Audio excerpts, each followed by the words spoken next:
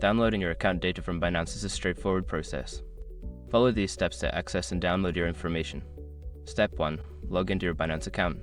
Visit the Binance website and enter your login credentials to access your account.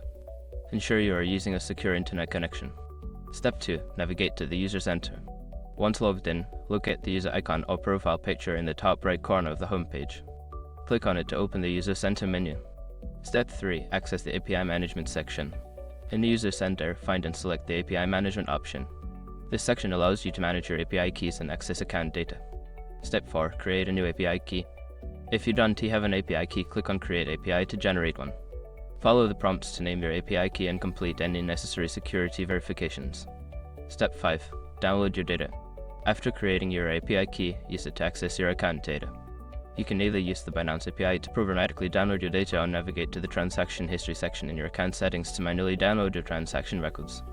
By following these steps, you can successfully download your account data from Binance. Make sure to keep your API key secure and only share it with trusted applications.